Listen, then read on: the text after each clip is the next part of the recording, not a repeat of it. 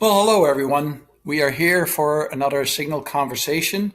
Today we have Emily Chang, who is just announced as the CMO of CHAGEE, and she can explain in a little bit what that is.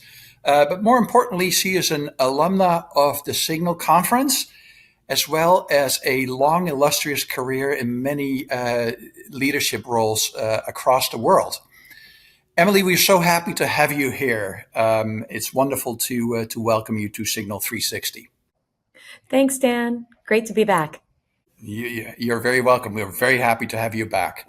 I'm always impressed when I look at your career, where you have worked and what you've learned about from every place. You've worked at many renowned brand companies as well as several agencies. Can you give us a brief overview of your background? I'm glad to. Well, I started at P&G, as you know, and always probably where my heart would feel the most at home. I worked 11 years at P&G.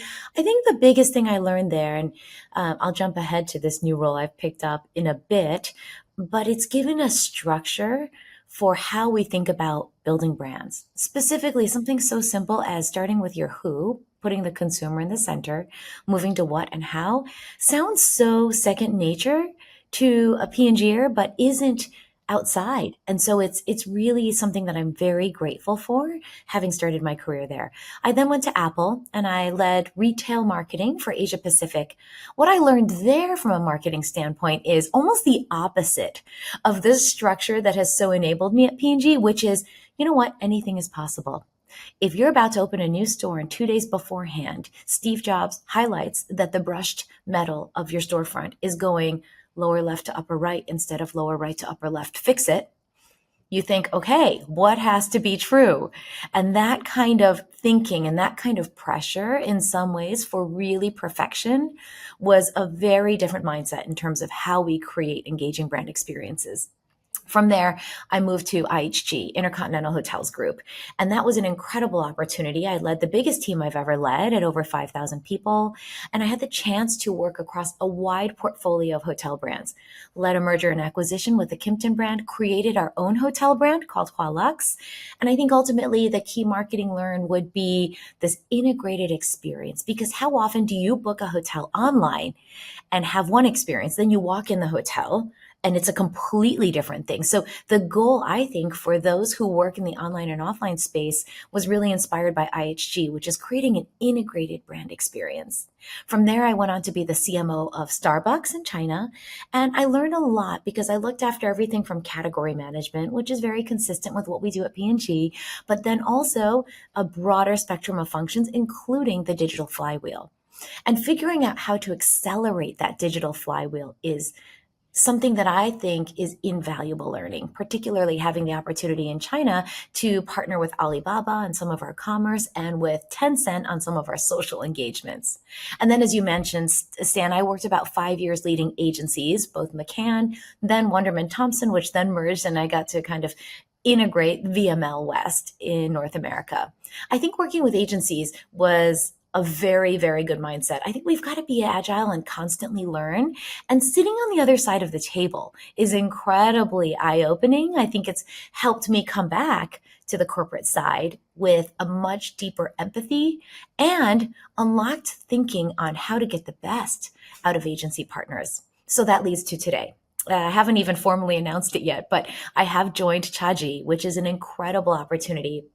When I went back to work after Starbucks and went to the agency side, I really thought about what gives me joy. And it's very simply the intersection of being able to contribute and learn.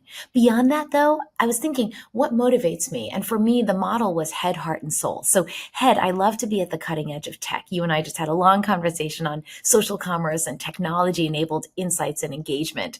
I also love from a heart standpoint, especially as I get older, being able to support younger talent as they grow in their careers. And soul speaks to the book that you mentioned, which is I want to work for a company that is really good. And I took for granted a little bit, having 11 years at P&G, the ethical and high integrity sort of value that weaves across Procter and Gamble. So those were the things I was looking for. And after working in agencies, I realized there's something else I'm missing, which is I love being that bridge between US and China.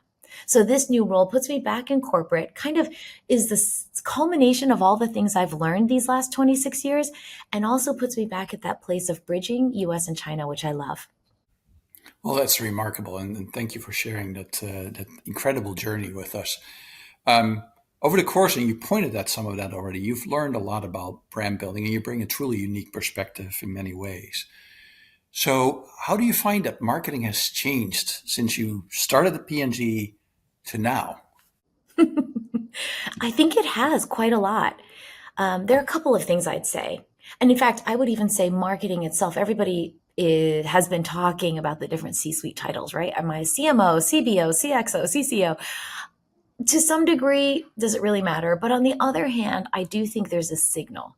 When you say you lead marketing, or what you say you learned commerce. So for instance, I called myself just now the CMO of CHAGEE. It doesn't really matter, but I think my title is going to be Chief Commercial Officer. The reason for that is it's a little broader in what it encapsulates. And for those that I'm seeking to bring onto my team, it's important for them to know that I'm looking after more than what we would traditionally think about as marketing. Three thoughts. One, in the older days, I started with P&G in 1999. There was a little bit more push, and now we've shifted to pull. We need to draw people with relevant content versus pushing content out into the marketplace. I think a simple example of this is just looking at the platforms. Now, everything goes through social channels versus what used to be, which was much more broadcast. The second is we talked about advertising, and I think we've shifted from advertising to engaging.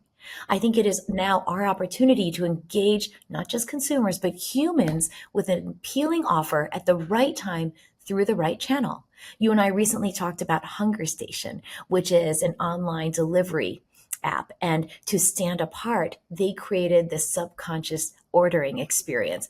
That really piques curiosity and it inspires people to come check it out. That is an example of engaging, not advertising. Last, I would say what's changed from old to new is probably shifting from seeking the opportunity to have somebody consider us to engaging somebody to experience our brand. I didn't say that very well, but the idea would be really this online meets offline experience. You and I talked recently about Oreo codes, and then they followed Oreo codes with Oreo calls. I like that particular version. They went on to do many more launch and leverage experiences, but Oreo calls is where you could see Oreos stacked sideways in umpire uniforms. And what they did is basically they hacked sports marketing.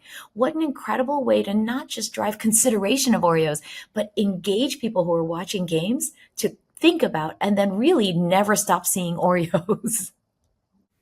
No, that's a great example of how it has changed. Now, there are also some fundamentals of marketing that what stayed the same. From your perspective, what stayed the same, and what should all new marketers learn uh, as the foundation of what marketing is? I think marketing will never change in that what we're trying to do is engage people with storytelling. Our job is to position what we offer, a product, a brand, a service, by understanding the person we seek to serve. I think, through these 26 years, I've often seen a mistake, which is putting our product at the heart. More recently, putting technology at the heart of all we're doing, getting drawn to shiny objects. But for me, the model is always very simple. The human is always at the center of who we serve. It's going to be insight inspired and fueled by technology, but it's never tech at the center and it's never our product at the center. That risks if you put tech at the center, you start of going off on a tangent and you're starting to chase tech and people may not even be drawn to what you're creating. Second, if you put the product at the heart, you start navel gazing. You start telling stories that you think matter because you're thinking about the product instead of engaging people with stories that matter to them and appeal to them because you've put them at the center.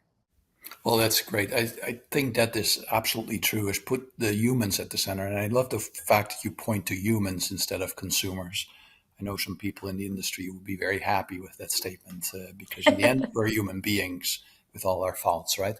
With that, let's look ahead a little bit.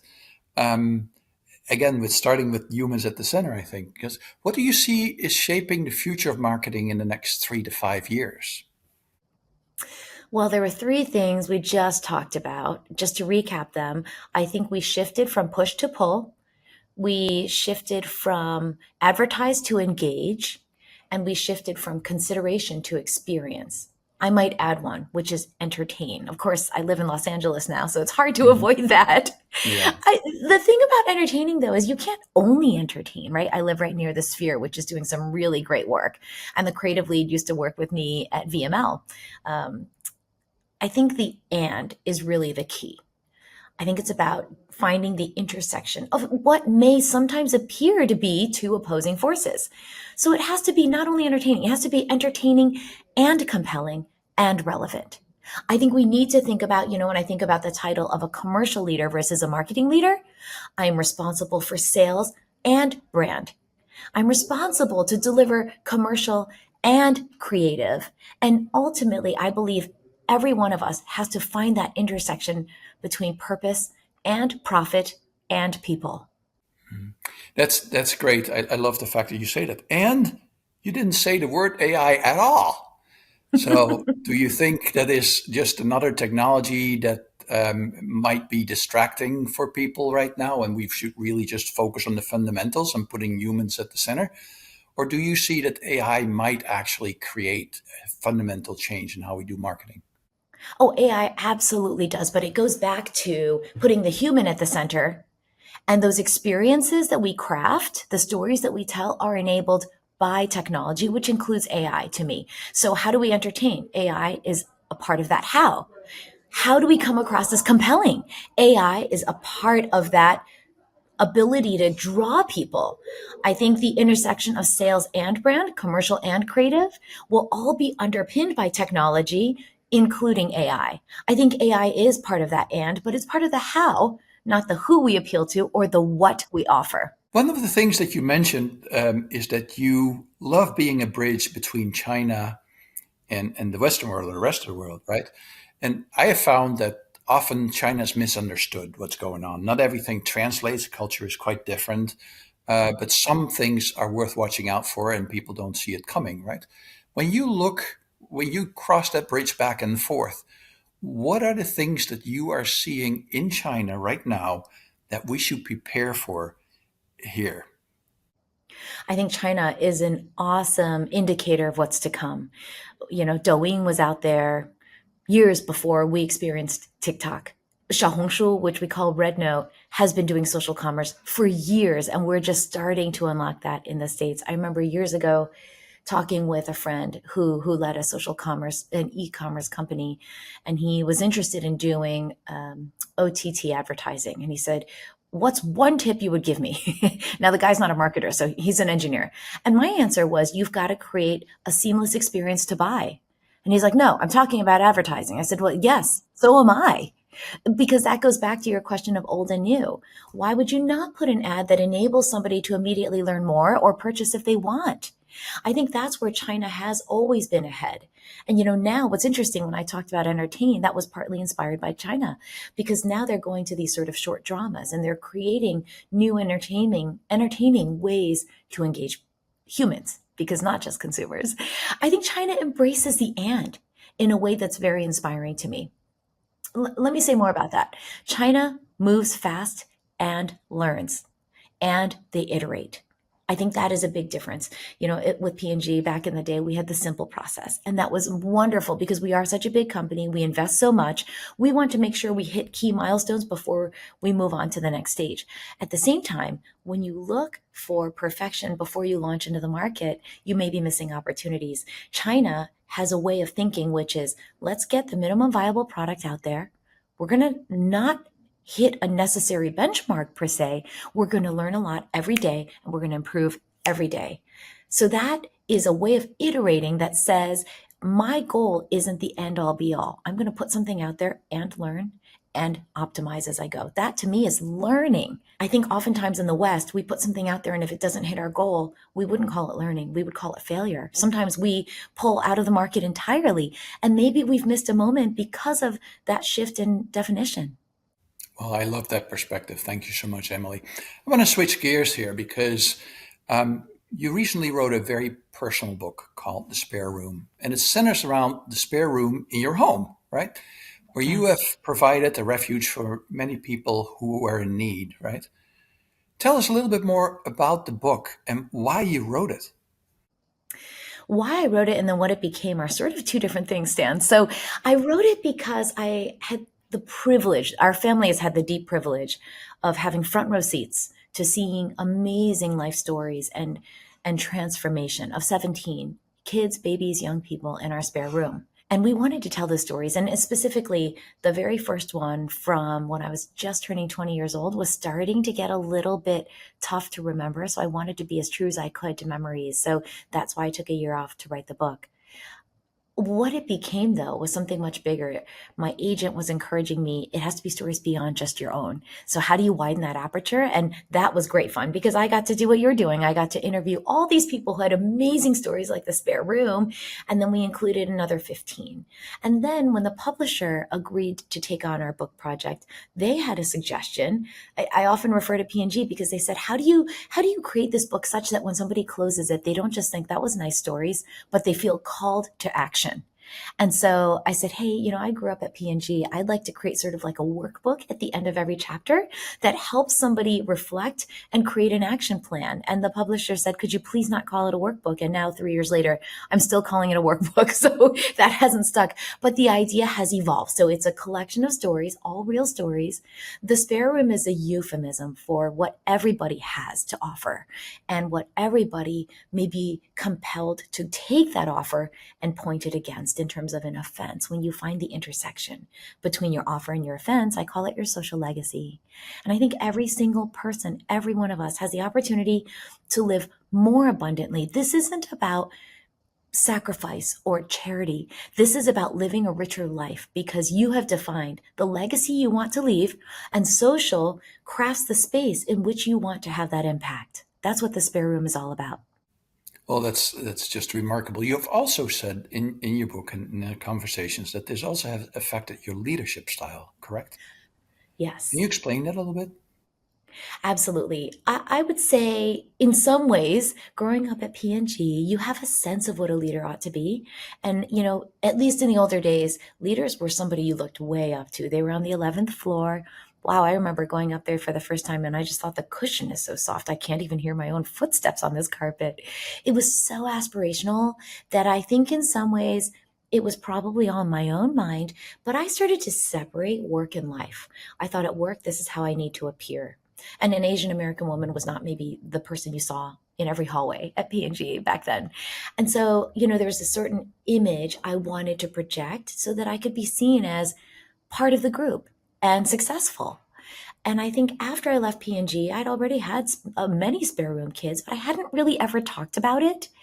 It was only when I was at Intercontinental Hotels Group that I was being a little bit difficult to somebody who was pitching his agency. And I was kind of saying, look, I don't need an agency. We've already got an agency and I'm not going to change. And finally, he sort of put his hands up and he was like, okay, okay. And then he asked me about the photos he saw in my office around the corner. And through the conversation, there were kids that had been in my spare room. That was sort of my happy corner when I took breaks. He said, I hope you don't take this the wrong way, because clearly I'd already bitten his head off. He said, I just want you to know you've just become a really lovely human. I love talking about your family with you. And I felt like I did. I melted and my self came out. And then he said, I'm not sure you need to separate because how much more engaging are you when you talk about your family? And that moment, it was with a guy named Will Travis. It changed me. It made me realize that I should bring my best self to work, that there are different ways we can be leaders and we should be our own authentic leader. Brene Brown then introduced this concept of vulnerability in the workplace. And that vocabulary word sort of transformed the way I think about how I can be as a leader.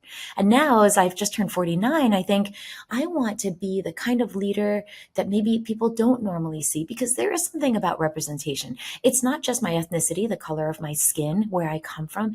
It's the fact that there may be a woman of color who is a CEO and maybe she doesn't post produce her videos and maybe she talks about silly things and maybe she doesn't project the image that you might see from a normal C-suite executive. And I think that should be okay. Well, Emily, this is such a great example of how personal life and business life can blend together in a seamless way. You certainly are setting an example for many. So thank you for joining us today. And thank you for the many lessons that you're leaving behind. You're certainly leaving a legacy in many ways. So I really appreciate your time. Oh, thank you. And so are you with Signal. Thank you, Stan. Thank you, Emily.